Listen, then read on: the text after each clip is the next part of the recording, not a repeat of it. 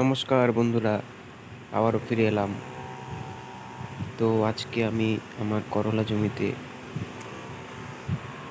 ওষুধ স্প্রে করছি। কিছু লঙ্কার গাছ রয়েছে, সেগুলোতেও দিয়ে দিচ্ছি। দেখতে থাকো কিভাবে আমি ব্যাটারি চালিত স্প্রে মেশিন দিয়ে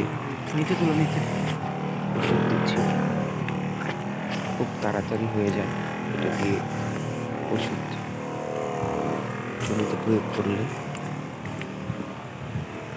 কিছুক্ষণের মধ্যেই আমার কাজ শেষ হয়ে যায়, সময় বাঁচে এবং কাজও তাড়াতাড়ি হয়ে যায়। দেখতেই পারছো কত তাড়াতাড়ি হয়ে যাচ্ছে।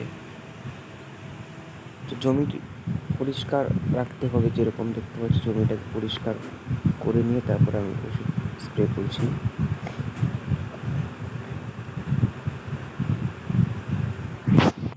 এইভাবেই প্রতিনিয়ত প্রত্যেকটা গাছের যত্ন নিতে হয়।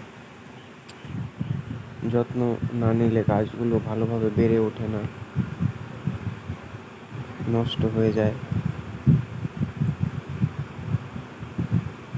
খুব যত্ন সহকারে এই কাজগুলো করতে হয়। আমি যেরকম পরিষ্কার পরিচ্ছন্ন করে কাজ করতে পছন্দ করি, দেখতে পাচ্ছ লঙ্কার গাছগুলোতে ওষুধ দিচ্ছি। লঙ্কাগুলো ফল আসবে আসবে ভাব।